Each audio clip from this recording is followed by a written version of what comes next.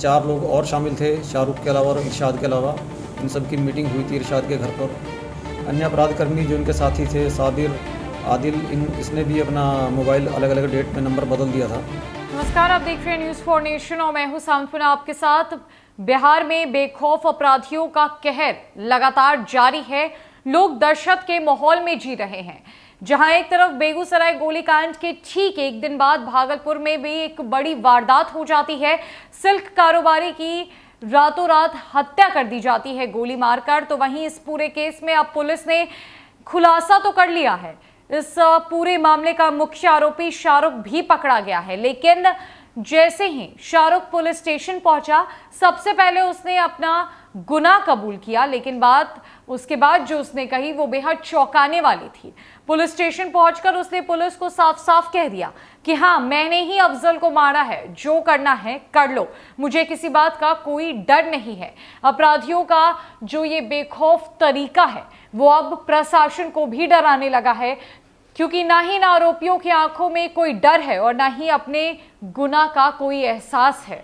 दरअसल नाथनगर के केबीलाल रोड में 14 सितंबर की रात हुई हत्या का पुलिस टीम ने खुलासा कर दिया है। घटनास्थल के समीप लगे सीसीटीवी कैमरे में मिली तस्वीर में कुख्यात अपराधी शाहरुख का चेहरा कैद मिला था। एसएसपी बाबूराम के निर्देश पर गठित सिटी एसएसपी स्वर्ण प्रभात के नेतृत्व वाली पुलिस टीम ने 14 सितंबर की देर रात से शाहरुख की तलाश कर रही थी। शाहरुख कभी जब्बारचक, कभी कबीरपुर, कभी हबीबपुर में छिप रहा था। पुलिस टीम उसकी गिरफ्तारी को लेकर लगातार दबिश कर रही थी।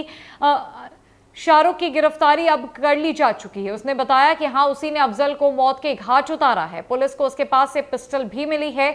इस मर्डर के लिए उसने प्लेटर इरशाद से 5 लाख रुपए की सुपारी ली थी। अफजल नामक एक व्यवसायी की हत्या कुछ अपराध कर्मियों ने गोली मारकर कर दी थी।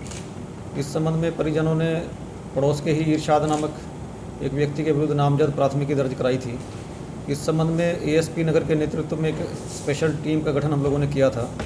टीम ने आसपास के घटनास्थल से लेकर जितने भी 4 दिशाओं में जो रास्ते थे, सभी के सीसीटीवी फुटेज चेक किए। जो पूर्व के अपराध कर्मी थे उनकी भी गतिविधियों का सत्यापन किया। और जो इरशाद और उसके साथी लोगों की भी जाँच की टीम ने। तो घटनास्थल के पास में ही एक सीसीटीवी लगा हुआ था। उसकी फुटेज से एक महत्वपूर्ण सुराग मिला था, जिसमें शाहरुख नाम का एक अपराध कर्मी है जो 1.5 महीने पहले ही जेल से छूट कर आया है। मर्डर केस में जेल में था। तो उसकी पहचान हुई थी। उसकी गतिविधि भी वहाँ थोड़ी संदिग्ध देखी गई थी। आसपास के लोगों ने भी बताया था कि ये काफ़ी टाइम से घटनास्थल के आसपास मौजूद था।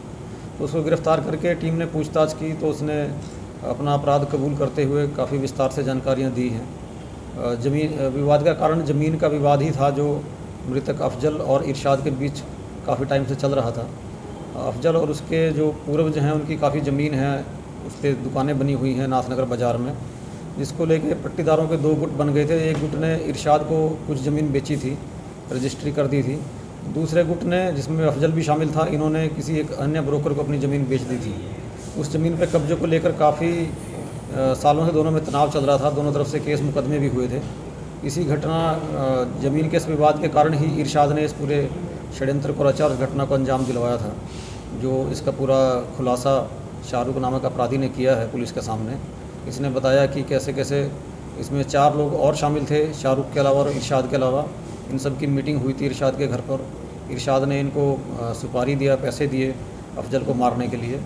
और पूर्व योजना के अनुसार ये 4 अपराधी वहाँ गोली मारने के लिए एकत्र हुए थे, जिसमें एक अन्य अपराधी था इफ्तिखार, वो पूरे घटनाक्रम पर नज़र रखे हुए था। और बाकी 4 अपराधी गोली मारकर अपने अपने ठिकाने की तरफ वहाँ से निकल लिए थे। इन सभी का सीडीआर हम लोगों ने खंगाला है। इरशाद ने 10 तारीख को ही अपना मोबाइल बदल दिया था, नया नंबर और नया मोबाइल उसने नया सिम इशू कराया था, जिसकी डिटेल हम लोगों को मिल पाई। और उसके बातचीत का जो पैटर्न है, इन सभी लोगों से लगातार बातचीत है। घटना के बाद में इरशाद और साबिर नामक एक अपराधी, उसका जो दूसरा साथी है, इन लोगों ने नाथनगर एरिया छोड़ दिया था और तातारपुर में आके एक किसी परिचित के यहाँ शरण ली थी। और 15 तारीख की सुबह में ही ये ज़िला इन्होंने छोड़ के एक अन्य ज़िला पे इनकी लोकेशन पाई गई थी। तो इसके लिए भी टीम छापामारी में लगी हुई है। अन्य अपराधकर्मी जो इनके साथी थे, साबिर, आदिल, इसने भी अपना मोबाइल अलग अलग डेट में नंबर बदल दिया था। तो पूछताछ में शाहरुख ने बताया है कि इनको निर्देश था कि पुराने नंबर घटनाक्रम की बातचीत के लिए इस्तेमाल नहीं करने हैं। तो अन्य महत्वपूर्ण साक्ष्य भी टीम ने जुटाए हैं और जो शेष अपराधी हैं उनके गिरफ्तारी के लिए भी टीमें लगी हुई हैं। जल्दी उनकी भी गिरफ्तारी की जाएगी। बेगूसराय में सिल्क कारोबारी की रातों रात हत्या कर दी जाती है। गोली मारकर उसकी हत्या की जाती है और यह हत्या जमीनी विवाद को लेकर होती है, जहां पर शाहरुख ने अपने पूरे गुनाह को कबूल किया है और कहा है कि उसने 5 लाख रुपए सुपारी लेकर इस पूरे घटनाक्रम को अंजाम दिया। वो आर्थिक तंगी से गुजर रहा था। इतना ही नहीं, उसका दिमाग इतना आर्थिक तंगी से मजबूर हो चुका है कि जब वो पुलिस थाने पहुंचा तो उसने साफ कह दिया कि हाँ, मैंने ही अफजल को मारा है, जो करना है कर लो। फिलहाल के लिए इस अपडेट में इतना ही। नमस्कार।